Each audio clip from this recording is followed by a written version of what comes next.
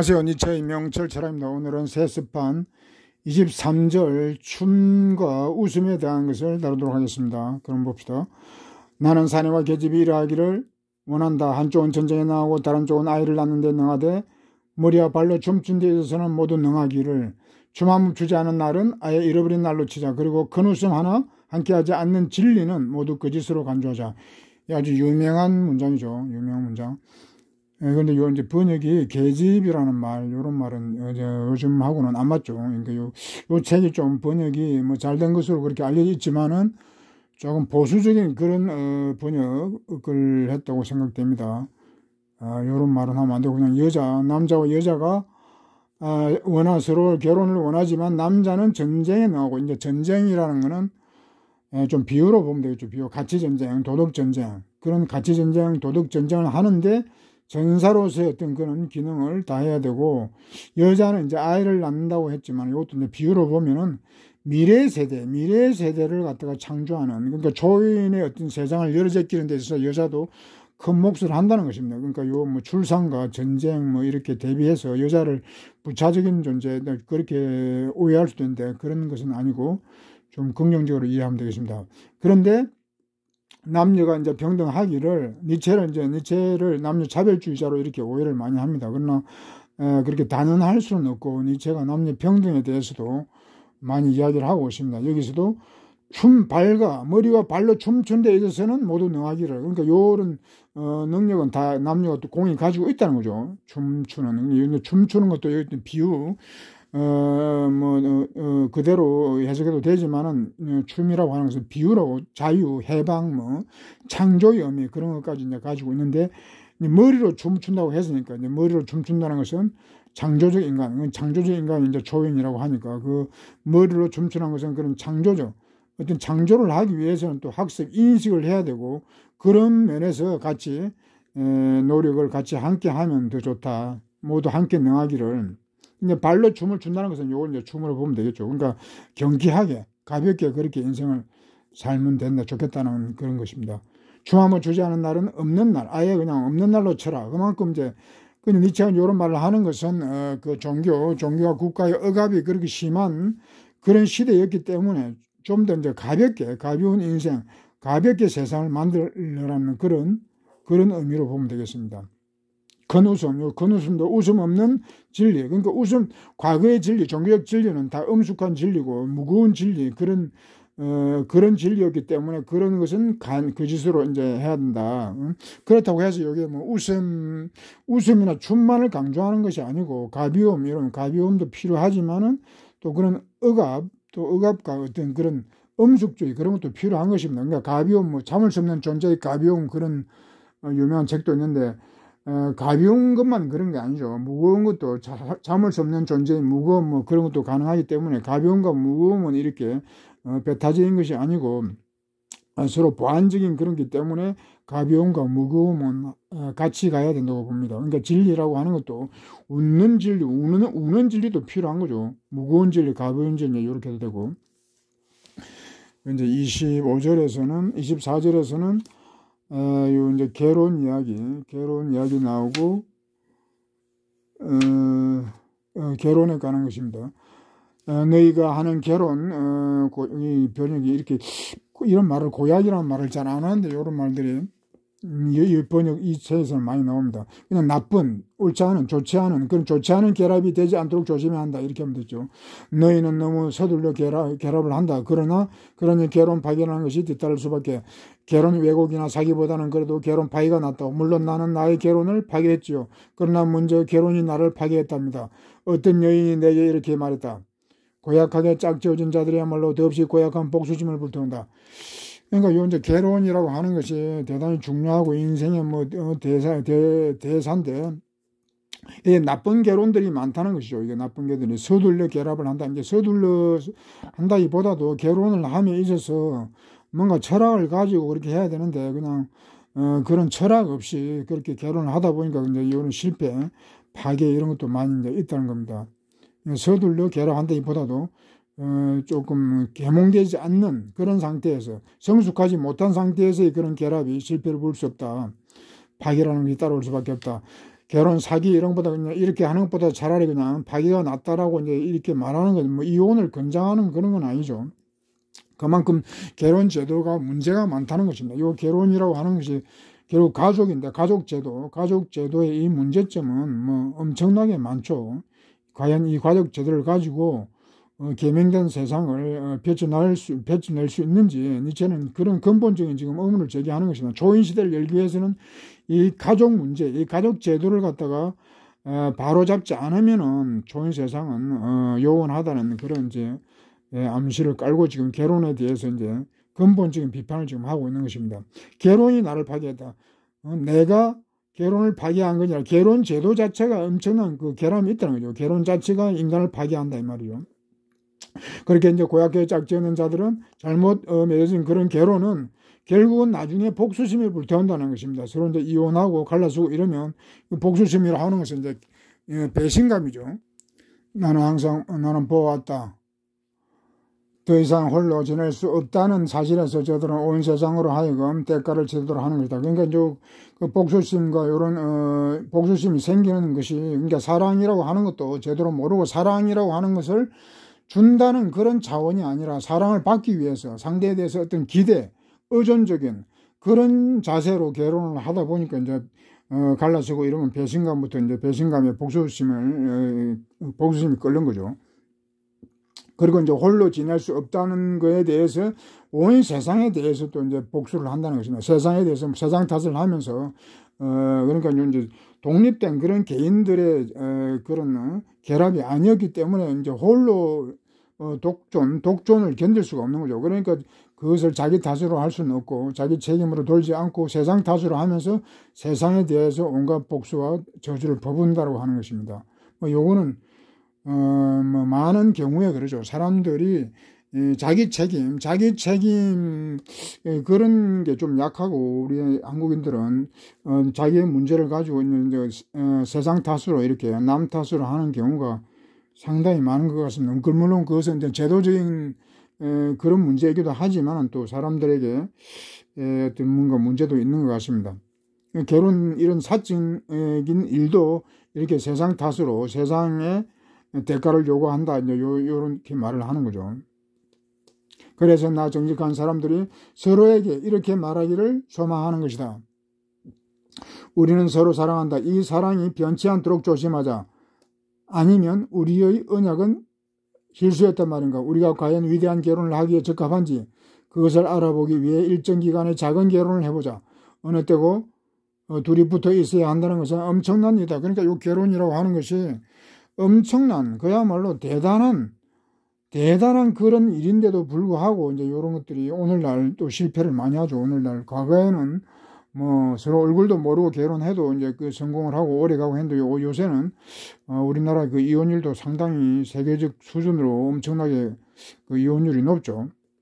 뭐 세상 중에 한 사람이 뭐 이혼한다 뭐 그런 얘기도 있고 결혼 또 안 하는 사람도 많으니까 뭐 한 절반 이상은 그러니까 결혼과 관계없는 그렇게 이제 독존적으로 사는 것 같습니다. 한 절반 이상은. 그런데 이제 니체는 위대한 결혼이라는 것도 있다는 거죠. 그러니까 니체가 이제 위대한이라고 말할 때는 다 이제 초인과 관련된 것인데 이 결혼도 위대한 결혼이 되면 그게 얼마나 좋겠습니까? 그런 결혼을 이제 하고 있습니다. 여기서 위대한 결혼, 그러니까 위대한 결혼이 했을 때는 이게 사적인 결혼, 둘만의 그런 것으로 끝나는 게 아니고 어떤 위대한 일을 하든 초인과 관련되니까 초인 세상을 만드는데 그런데 이제 함께 기여를 해야 되겠죠. 자식을 아까 지금 뭐 아기를 낳는 데 있다고 했는데 그 자식 때 대대로 이렇게 초인 세상을 열 수 있는 그런 기반을 만들고 나 혼자 뭐 둘만의 그런 위대한 게 아니라 사회적으로 그런 좋은 세상을 만드는 데까지 그 어떤 기여를 해야 한다는 거예요. 그 할 때 이제 위대한 결혼이 된다는 것입니다. 그런데 이제 그 결혼 자체도 그게 실패도 하고 그러니까 이제 니체는 작은 결혼 지금으로 치면 이게 뭐 별거 아닌 것 같은데 옛날 니체 시대에 이런 주장을 했다는 거는 어떤 점에서 좀 파격적이죠. 작은 게 지금으로 치면 이게 이제 뭐 동거 그런 게 될 것 같은데 뭐 동거를 한다고 해서 미리 동거를 해서 연습을 좀 해서 뭐 결혼에 들어간다 이렇게 한다고 해서 그게 위대한 결혼이 될 것 같지는 않은데 니체는 하여튼 요런 파격적인 제안을 이제 했습니다. 그러니까 뭐 결혼, 작은 결혼, 뭐 큰 결혼 그런 게 중요한 게 아니고 어떤 철학이 있냐 없냐, 좋은 철학을 가지고 있냐 없냐, 그게 이제 중요한 거죠. 그렇게 이제 서로 사귀면서 뭐 이제 그런 걸 갖다가 서로 타진하고 그런 걸 연마할 수도 있으니까 이런 제안은 이 시대적으로 봤을 때는 어떤 좀 해안이라고 생각됩니다. 표현을 이제 동거라고는 안 했는데 이렇게 작은 기혼을 했는데 동거라든가 뭐 그걸로 충분히 연상이 되죠. 나는 정직한 사람 모두에게 이렇게 권하는 바다. 그러니까 요건 이제 작은 결혼, 뭐 위대한 결혼을 위한 요런 걸 권하는 바다. 내가 달리 권하고 달리 말한다면 위험해서 앞으로 다가올 모든 것에 대한 나의 사랑이 무엇이는가. 그러니까 니체의 사랑, 니체의 그 초인 세상, 이것은 그것을 위해서는 뭐 이런 여러 가지 수단들을 다 동원해서라도 그걸 성공적으로 하려면 뭐 이런 작은 결혼 뭐 이런 것도 시도해보는 것도 이제 좋다 이 말이죠. 그 뒤에 나오지만 이처럼 이제 인생을 시도하는 것이다. 역사든 뭐든 인간은 실험하고 시도하고 누군가 하지 않은 것을 누군가는 그것을 시도를 해야 된단 말이죠. 그러면서 역사는 진보하는데 아무런 시도를 하지 않으면 역사하고 인간의 개인적 삶이고 이제 진보라는 것은 있을 수가 없겠죠. 앞을 향해서만 생식하지 말고 위를 향해서도 생식하도록 하라. 형제들이여 그것을 위해 결혼이라는 하원이 너에게 힘이 되어 주기를. 그러니까 앞을 향해서 이제 미래죠. 앞을 향해서만 생식이란 말, 번식, 정식, 앞으로 위해서만 생식하지 말고 번식하지 말고 위를 향해서도, 그러니까 위를 향해서 이제 초연이죠. 고향, 고무, 비상 하도록 생식 결혼하라. 뭐 결혼해야 되니까. 형제들 이것은 이 결혼이라는 하원이 너에게 힘을 주는 결혼이라고 하는 것이 그러니까 화원 꽃밭인데 이제 화원에서 이제 여기에서 뭐 아름답고 뭐 여러 에너지 이제 화원이라고 정원으로 보면 결혼이라고 하는 그 정원에서 인간은 초인을 위한 어떤 그런 에너지도 얻을 수 있고 힘이 이제 나온다 이 말이죠. 결혼이라는 건 참 대단히 성스럽고 아름다운 것인데 오늘날 이제 결혼을 깊이 하거나 물론 뭐 어려워서 그런 것도 있겠지만 하여튼 깊이 하거나 결혼해서도 또 이제 출산이라든가 이런 걸 거부하는 걸 보면 출산 뭐 그것도 아주 대단히 심각하죠. 일본이 옛날에 출산율이 저조한데 우리는 지금 일본보다도 훨씬 더 이제 심각한 그런 어떤 뭐 거의 앞으로 한 반세기 이후는 뭐 국가가 소멸할 정도로 인구 소멸 국가에 지금 위험 국가로 지금 되어 있습니다. 이 15절에서는 이제 셈이라는 게 나오고 뭐 진리와 진리와 정치에 대한 그런 내용입니다. 이것도 아주 중요하게 보입니다. 이 수원이란 말도 이것도 이제 우리가 잘 쓰지 않는 말인데 요 번역도 문제가 있어요. 다른 책에는 옛 원천들에 대해서 정통하게 된 자가 결국 미래의 샘들과 새로운 수원들을 찾아 나서게 될 것이니. 그러니까 이제 온고지신 뭐 그런 거죠. 온고지신. 옛날에 대해서 이제 수원, 원천이라는 건 원천이니까, 진리라고 이제 그렇게 볼 수 있나요? 이제 비유니까. 진리. 그러니까 옛날의 진리에 대해서 이제 진리라고 이제 알려진 것들 많죠. 옛날부터 뭐 서구에서 소크라테스, 플라톤, 뭐 이후 그리고 동양에서 뭐 공자명자, 뭐 부타 이런 그런 알려진 그런데 정통한 옛날의 어떤 그런 진리에 정통한 자가 미래의 셈들, 미래의 진리도 확보할 수 있다, 찾아낼 수 있다. 그러니까 요 이제 온고지신 과거에 대해서 통달하는 건 제가 역사에 부정적으로도 말을 하지만 또 역사에 대해서 인간이 배우지 못하면 미래도 없는 거죠. 이제 역사 공부가 중요한데 이제 역사를 단순히 뭐 공부하는 게 아니라 어떤 철학을 가지고 그렇게 역사를 갖다가 정통하고 꿰뚫을 수 있는 사람, 그런 사람의 미래도 이제 개척한다는 것입니다.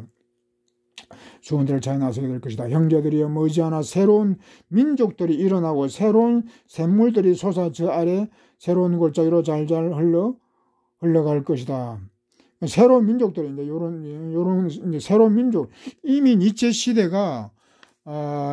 시대에 그 독일에서는 아직 그 민족 국가, 그러니까 하나의 민족 국가가 아니고 이제 도시 여러 수십 개의 도시 국가로 분열되어 있다가 니체가 요 책을 쓸 당시에 이제 비로소 통일 국가가 되어서 민족 국가가 되었는데, 니체는 그런 민족 국가의 수립을 목도하면서도 이것은 아니고 더 새로운 민족, 다른 어떤 그런 새로운 민족이 나와야 된다라고 지금 얘기하는 것입니다. 민족이 새로 역사상 처음으로 어떤 그런 민족 국가의 탄생을 보면서도 니체는 그것은 다가 아니고 그것으로 충분하고 더 새로운 더 나은 민족이 출현해야 된다고 이제 이렇게 지금 말을 하고 있는 거죠. 그러니까 이제 지진이 일어나가지고 그냥 대혁명이죠. 지진이라든가 이런 어떤 대변혁이 일어나가지고 많은 셈을 파묻고, 그러니까 과거의 셈이죠. 과거의 뭐 진심 이런 이상 이념들, 사상들 그런 것들 다 파묻어 버리고 많은 사람들을 갈증으로, 그러니까 신이 죽어도 그하고도 연결되는데 신이 죽어버리면 이제 이런 셈, 진리 이런 게 다 죽어버리면 사람들은 이제 기댈 데가 없으니까 이제 갈증과 고통스러워 한다 이 말이죠.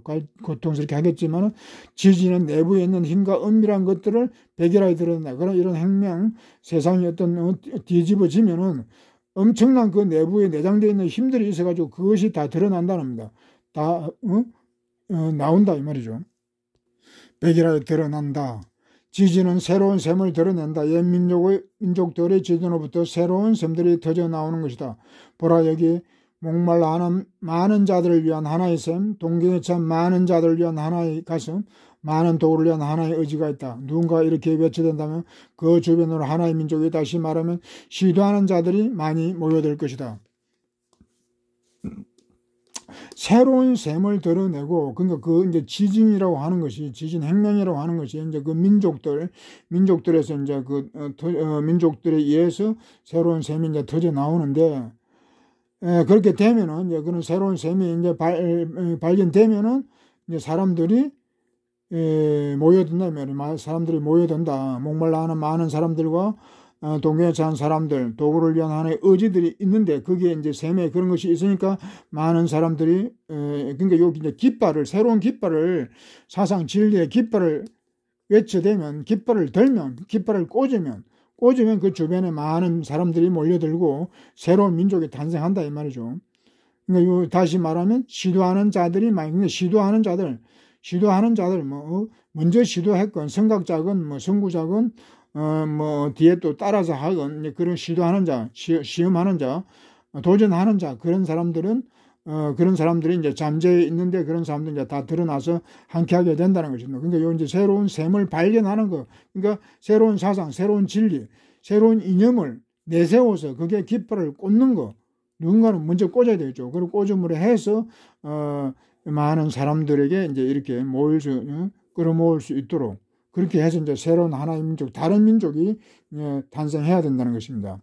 그러니까 니체 시대의 그 어떤 그 민족주의는 제국주의로 가고 이제 국수주의 이제 그런 걸로 아주 그 변질이 돼버리죠. 통일국가를 이루었음에도 아주 나쁜 쪽으로 니체는 그런 것까지 봤기 때문에 불과 뭐 몇십 년, 10년, 20년 만에 니체는 다른 민족을 벌써 이제 생각을 한 것입니다. 한 10년 만이네요. 한 10년. 명령을 내릴 수 있는 자가 여기서부터 이제 요 명령, 새로운 사람들이 모이면서 새로운 민족이 이제 탄생하면은 이제는 그것을 누가 지배하느냐 그 문제가 이제 다시 제기되죠. 그 전에 그 앞에서 최선의 자가 이제 지배해야 된다고 이렇게 추상적으로 최선의 자, 민주주의가 아니고 이제 최선의 자라고 이제 이렇게 추상적으로 이야기하는데 여기서 다시 또 이제 그 문제를 삼습니다. 누가 지배하느냐, 누가 명령을 낼 수 있는가 하는 문제가 이제 생기는 거죠. 그러면 또 누가 복종을 할 수밖에 없는가? 그것에 대해서 여기서 그것도 이제 새롭게 시도되어야 한다는 시도라는 말은 이제 실험 찾아야 된다는 것입니다. 실험하면서 찾아야 된다는 것입니다. 얼마나 오랜 탐색과 숙고, 실패와 학습 그리고 새로운 시도에 의해서인가. 그러니까 역사 속에서 탐색과 숙고와 실패 이런 학습 시행착오들, 수많은 시행착오들이 있으면서 역사는 진보라면 진보, 뭐 진화라면 진화, 아주 점진적으로 그렇게 변화해 오고 발전해 온 것도 분명히 있다 이 말이죠. 근데 거기에는 이런 시도하는 자들이 있었고 모두가 다 시도하지는 않았겠죠. 시도하는 생각자들이 있었고 실패라고 하는 거예요. 실패, 시행착오 이런 것들을 거치면서 오늘에 왔고 지금 다시 새로운 시도를 해야 된다는 것입니다. 그러니까 역사는 끊임없는 시도라고 이해하는 거죠. 사람의 그것은 일종의 시도다. 사람이라는 말도 이제 사람과 인간이 있는데 요렇게 사람이라는 말과 인간이라는 말은 우리말에서는 뉘앙스가 다르죠. 그래서 인간사회, 인간이라는 말은 좀 중립적인 그런 용어이기 때문에 인간사회라고 하는 게 나를 사람 사회 그럼 좀 뭐 포근한 그런 느낌인데 철학에서는 그런 포근한 그런 느낌 가지고 철학이 아니죠. 냉정한 어떤 그런 것도 필요하니까 중립적인 용어 인간이라고 다른 책에는 인간이라고 되어 있습니다. 인간사회 거기는 그러니까 역사죠. 역사는 일종의 시도였다. 역사라고 하는 것은 그 역사가 시도라는 것입니다. 인간사회. 사회는 역사적으로 다 이어져 오는 것이기 때문에 나 그렇게 가르친다. 시도라고. 일종의 긴 탐색이다. 그러니까 긴 탐색이다. 이런 탐색, 긴 탐색.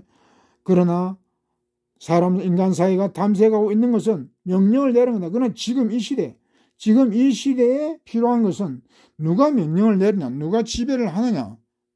요게 문제라는 것입니다. 요 답이 아직 없다는 거예요. 그러니까 요 답은 시도를 하면서 누군가 먼저 시도를 하든 함께 시도를 하든 그런 시도, 도전을 해서 그것을 주인이 누군가를 확정을 해야 된다는 거죠. 그러니까 니체는 이제 요런 얘기 하는 거는 민주주의에 대한 어떤 그런 반감이 민주주의라고 하는 것이 말로만 민주주의지 사실 뭐 독재 그 이상 그러니까 니체는 현대사회도 이제 노예사회, 전민사회로 하는 것이 이런 정치적으로 그런 뭐 이런 뭐 좋은 말을 가지고 이제 사람들을 갖다 이제 해놓고 하는 거죠. 민주주의라고 했을 때는 뭐 대단히 발전한 그런 뭐 개념처럼 사상처럼 보이지만 니체가 볼 때는 터무니없는 거죠. 민주주의나 그런 건 황당하게 짝이 없는 그런 거기 때문에 다시 새로운 어떤 지배자, 새로운 명령자 어떤 그런 것을 우리는 모색해야 된다는 것입니다.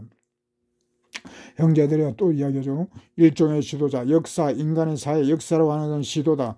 계약이 아니다. 그래서 이제 계약이 아니다. 민주주의가 아니다면 민주주의 가지고는 안 된다 이런 거죠. 사회계약, 사회계약이라고 하는 것으로 이제 근대 민주주의가 열렸는데 그거는 황당하게 짝이 없는, 어설프게 짝이 없는 과거에 뭐 그런 왕정보다도 오히려 못한 그런 것도 많이 있기 때문에 니체는 이제 계약 민주주의가 아니다라고 하는 것입니다. 그래서 부셔버려라, 파괴하라, 다 파괴하라.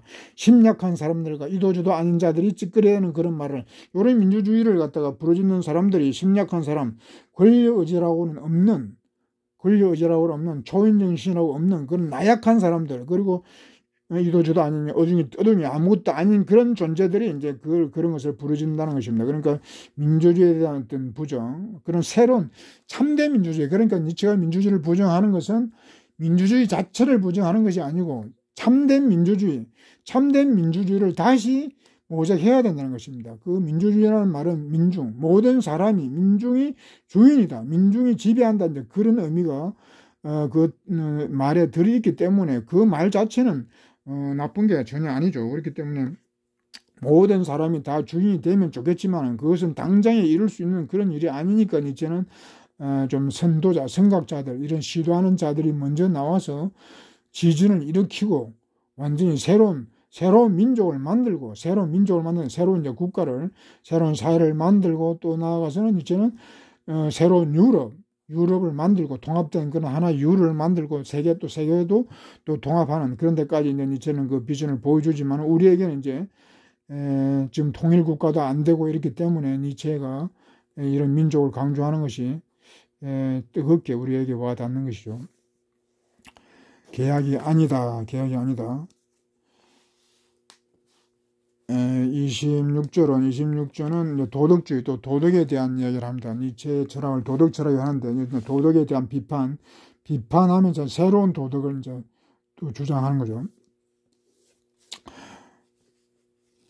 형제들이 온 인류 미래를 위협하고 있는 가장 큰 위험은 이것도 이제 다른 데서 앞에서 많이 나온 얘기입니다. 가장 큰 내용들이죠. 가장 큰 위험은 어떤 자들에게 있는가? 선하다는 자들과 정의롭다는 자. 그러니까 선량한 사람과 어렵다는 자, 의인들에게서 그런 위험이 있다 이 말이죠. 인류의 미래를 갖다가 위험에 빠뜨리는 그런 것이, 그러니까 현대인들은 다 자기가 선하다 그러고 정의롭다 그러니까 이제 현대인 모두에 해당이 되고, 또 이제 요런 이제 합치면 선과 정의 이걸 합치면 이게 도덕인데, 뭐 도덕과 정의 이걸 또 뭐 다르게 생각하는 사람도 있겠지만 그게 아니고 철학에서 정의라고 하는 것은 도덕의 하의 개념입니다. 그러니까 도덕 속에 들어갑니다. 선과 정의라고 했을 때는 도덕, 유교에서 이제 인이 예지 그렇죠. 인과 인은 덕이고 이제 그것은 정이니까 그 인이 예지를 다 이제 그렇게 합치듯이 선과 정의 이것은 도덕입니다. 도덕 하나의 말로 한다면 도덕을 이야기하는 자들 그게 이제 그걸 도덕을 만든 자가 있죠. 도덕이라는 것은 하늘에 떨어진 것도 아니고 민중이 도덕을 만들었다 보기도 어렵고 이제 최초의 어떤 도덕은 종교에서 이제 덕과 도덕은 또 다른데 덕은 종교 이전에도 있었지만은 도덕이라고 하는 어떤 보편 도덕 그런 것은 인간의 어떤 질서를 체계 잡는 그런 도덕 원리 그런 것들은 종교에 기원했다고 봅니다. 종교에서 그런 사람들 이제 도덕을 만든 사람들 그런 사람들이 미래까지도 위협한다는 것입니다. 우리는 이미 무엇이 선한 것이고 무엇이 정의로운 것인지를 알고 있다. 그런 것을 체득하고 있기도 하고 아직 그런 것을 찾아 헤매. 그러니까 요걸 이제 선하고 뭐 정의롭다 이런 사람들은 자기들은 선악에 대해서 다 안다 이 말이죠. 다 안다고 이렇게 말은 하는데 이제 니체가 볼 때는 이것도 말도 안 되는 거죠. 전혀 도덕 선악에 대해서 전혀 모른다는 거 이제 그런 게 문제. 모르면서 이제 안다고 왜 그러냐면 요 선악 정의 뭐 도덕을 알기 위해서는 인간에 대해서도 알아야 되고 사회에 대해서도 알아야 되고 자연에 대해서도 알아야 되고 모든 것을 알아야 되고 그것을 뭐 다 안다야 되는 게 아니고 또 이제 철학적인 그런 통찰력이 있어야 되는데 과거에 그런 철학 자체가 없었죠. 과거에는 제대로 된 게 그렇기 때문에 이게 안다는 것은 다 이제 거짓말이 이제 되는 것입니다. 찾는 자들에게 화 있을지어다. 이렇게 말하면 마음속으로 그렇게 느끼는 사람들에게가 아닌가. 악하다는 자들이 그 어떤 해악을 저지르든 이들 선하다는 자들의 해악 이상으로 해로운 것은 없다. 이것도 제가 많이 말하는 거죠. 그 선하다는 자들이 또 악인보다도 오히려 더 못하다는 것입니다. 그러니까 선과 악이라고 하는 거 세계를 정상하는 자들이 그 어떤 해악을 저지르든 이들 선하다는 자들의 해악 이상으로 해로운 것은 없다. 그 선하다, 어렵다, 요런 이런 사람들이 문제가 뭐냐면 대단히 보수적이라는 거죠. 보수적인 모범생들, 이런 보수적인 것, 세상의 변화를 원치 않는다는 거, 변화를 거부한다는 거, 이건 대단히 심각한 문제죠. 세상은 변화되어야 되는데, 어떤, 그 준법 생활, 이런 도덕주의, 이런 데 빠져있는 사람들은 적응 위주로 하기 때문에 어떤 그러면서 또 기득권을 쉽게 얻을 수 있고, 그러다 보니까 어떤 그 기득권에 대한 그런 애착 때문에 사회 변화를 거부한다는 것입니다. 그렇기 때문에 그것만 해도 엄청나게 사회적으로 해악이 되는 거죠. 그리고 이제 그 역사적으로 또 이제 도덕이라고 하는 것이, 정의라고 하는 것이 그런 이름을 내걸고 무자비한 악을 이제 자행해 왔다는 것이죠. 이제 역사적으로 봤을 때 과거에 우리 최근 근대사를 현대사를 보더라도 정의라는 이름을 내걸고 독재자들이 엄청나게 백성들 민중들을 갖다가 단합하고 복합 정치를 하고 이제 그런 것도 있고 옛날에 공화당 그 이름은 좋은 공화당이라는 말은 엄청나게 공화주의 그러면 공동체주의 말 그대로 하면 리퍼블릭 공공을 위한 그런 뜻인데 그런 좋은 말을 내걸고도 공화주의를 안 하고 사리사욕을 취하는 권력자들 자기 집단 이기주의 그런 데로 빠지고 그리고 지금도 국민당 김당인지 하는 그런 국민을 위한다면서 역시 이제 자기네들의 어떤 국가를 사유화할 정도로 이렇게 지금 세상이 타락을 했단 말이죠. 그러니까 이런 것들이 다 선이라는 이름, 정의라는 이름을 가지고 전쟁도 하죠.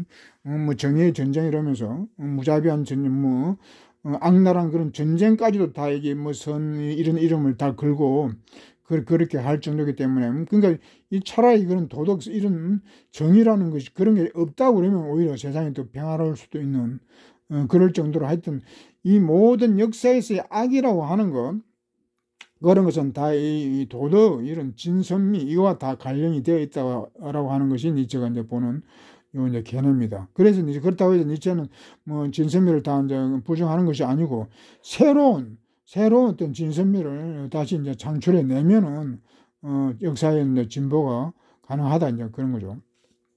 형제들의 일찍이 선하던 자들의 평안없던 자들, 정의롭던 자들, 저들의 가슴 속을 들여다본 사람이 있었다. 그는 말했지, 이 자들이야말로 바리새인들이다. 그러나 아무도 그를 이해하지. 바리새인 요는 뭐 기독교 용어 같은데, 이거는 예수, 니체가 기독교를 부정하지만은 그 예수라는 한 인간에 대해서는 상당히 애정을 표합니다. 그러니까 그 인간, 예수라는 그 한 인간은 상당히 어떤 선각자고 정의롭다는 자로서 그를 이해할 수 없다. 이해할 수 없다. 그는 저들의 정신은 저들의 떳떳한 양심이라는 곳에 갇혀 있었던 것이다. 선하다는 자들의 우둔함은 그 깊이를 이해할 수 없을 만큼 영리하다. 예수는 요런 선하다고 하는 요런 이제 위선자, 그러니까 요 바리새인을 위선자라고 이제 하는데, 요런 그러니까 정의를 내세우면서 이제 악을 행하는 게 그게 이제 위선자죠. 근데 요 위선자라고 또 이렇게 말하면은 이게 또 모든 사람에 또 해당될 수 있습니다. 니체가 볼 때는 니체의 어떤 그 위선자 개념은 위선이 우리는 위선자를 거의 거짓 선행을 한다 이제 요렇게 주로 생각하는데, 니체가 볼 때 위선자라고 하는 것은 어떤 그 도덕 자체가, 도덕의 탄생 자체가 위선적이었다는 것입니다. 가식적인 도덕 자체가 정의감, 어떤 진짜 정직함에서 나온 것이 아니고 어떤 자기 기만, 그런 것에서 이제 도덕이라는 게 나왔다는 거죠. 그러니까 니체는 그런 점에서 도덕 자체를 또 상당히 그 뿌리부터 이제 비판을 하죠. 그러니까 도덕이라고 하는 것이, 우리가 또 사람들이 도덕을 내세울 때도 어떤 그 위선적인 자기 어떤 기만하는, 자기 자신부터 기만하는 데서 이제 도덕이라는 것이 그런 게 나온다는 것입니다. 그게 이제 문제죠. 그러니까 모든 사람에 이제 해당될 수 있는데, 하여튼 요 위선이라는 문제, 이것을 많이 좀 어떤 연찬을 해볼 필요가 있습니다. 위선. 누구나 다 위선의 어떤 그런 다 씨앗을 가지고 있고, 거기에 어떤 면에서 또 사로잡혀 있다고 하는 거. 그러니까 자기 자신을 직시하지 못하면 그런 위선을 하면서도 그 위선인 줄 모르죠. 그러니까 인간에 대한 그런 철학이 그만큼 이제 중요하다는 것입니다. 그를 이해할 수 없던 그 그러니까 예수가 이제 처단을 당했는데, 그 사람들이 그 예수를 이해할 수 없는 거 없죠, 당연히. 예수가 상당히 이제 파격적이고, 그 시대에서는 어떤 그런 혁명적 그런 주장들을 많이 한 것 같습니다. 그러니까, 그 선악을 깨뜨리는 그 니체처럼 그렇게, 기존 질서를 갖다 파괴하는 그런 주장들을 했기 때문에, 니체는 예수가 이제 민중들의 손에서 이제 처단을 당했다, 이렇게 보는 것 같아요. 양경을 써야지, 아천된 것이다. 선하다는 자들의 우둔함은 그 깊이. 그러니까 선하다는 자들은 우둔하지만은 동시에 또 영악하다는 것입니다. 아주 교활하다는 거. 그러니까 우둔하다고 해서 영악하지 않다 이렇게는 볼 수 없죠. 그러니까 뭐 현명한 사람이 또 선할 수도 있지만, 어떤 어리석은 사람도 또 영악할 수가 있기 때문에 이제 어리석은 사람인데도 이제 영악했다는 것입니다. 그러니까 과거에는 뭐 다 이제 문맹자임에도 불구하고 예수를 처단하고 또 이제 소크라테스를 처단하고 이런 것들이 분명히 그 문맹자, 우둔한 사람들이었는데도 불구하고 그런 이제 큰 어떤 그런 악을 행한 거죠. 영리하다, 영악하다, 여기서 영악하다. 그러나 진실은 이러하니 선하다는 자들로서는 바리새인이 되지 않을 수 없다는 것이다. 저들에게는 다른 선택의 여지가 없었을 것이다. 그러니까 뭐 어리석으니까 어쩔 수가 없는 거예요. 저들 선한 자들은 자기 자신의 덕을 찾아낸 자를 십자가에 못 박아 저행하지 않을 수 있다. 자기 자신, 주체적 덕, 예수죠. 자기 자신의 도덕을 창안했는 주체적 도덕. 그러니까 이제 그런 어떤 보편 도덕에 반하는, 기존 질서에 반하는 그런 새로운 도덕을 찾아냈는데, 이제 민중들은 그걸 저행을 했다는 것입니다. 이것이 진실이다. 그러나 저들의 땅, 선하다는 자들의 어렵다는 자들의 땅과 심장 그리고 토양을 꿰뚫어 본 두 번째 사람은, 저들은 누구를 더없이 미워하지 하라고 물었던 바로 그 사람이다. 이것을 이제 짜라투스를 이제 얘기합니다. 두 번째 사람. 여기 이제 첫 번째 사람은 예수고, 그 사람은 예수고, 이제 두 번째 사람도 이제 그 비난을 당했는데, 이렇게 예수처럼 어떤 그 새로운 주장을 하고 도덕적 가치를 갖다가 펼치니까 이제 그 자라투스도 이제 비난을 당한 거죠. 저들은 누구를 더없이 미워하는 거. 자라투스는 선하고 어렵다는 자들에게 저들이 과연 미워하고 정오하는 건 뭐냐? 그걸 이제 뭐 캐본 거죠. 그러니까 그 사람들이 가장 선하다는 사람들이 가장 정하고 저주하는 사람은 바로 이제 창조하는 자, 파괴자, 새 질서를 갖다가 창조하고 구질서를 파괴하는 자들, 파괴하는 그런 선각자들을 정화한다는 것입니다. 그러니까 요런 이제 선하다는 자들은 창조를 모르는 거죠. 이 사람들은 파괴를 모르고, 그러니까 보수적이라는 거죠. 파괴를 하고 해야 새로운 질서를 새로운 사회를 열 수 있는데, 이런 선하다는 자들은 창조하고는 전혀 인연이 없는 것입니다. 그러니까 창조하는 사람이 나오면은 그것을 이제 부정하고 저주를 하는 거죠. 범죄자라고 이렇게 부른다는 거죠. 그러니까 선하다는 자들은 아무것도 창조하지 못한다. 그래서 창조하지 못한다는 것입니다. 저들은 언제나 종말의 발단일 뿐이다. 저들은 새로운 가치를 새로운 스판에 쓰는 자를 십자가에 못 박았다. 그게 이제 창조의 요원이 바로 그건데, 창조를 못하는 이유, 창조를 못하고 구시대의 질서를 그대로 답습하면서 그렇게 이제 자기 만족을 하고 현실에 안주하는, 그러면서 이제 그 역사는 정체된 상태로 그들에게 계속 유지가 되고 있다고 하는 거, 니체가 이걸 이제 비판을 한 것입니다. 오늘 여기까지입니다. 수고하셨습니다.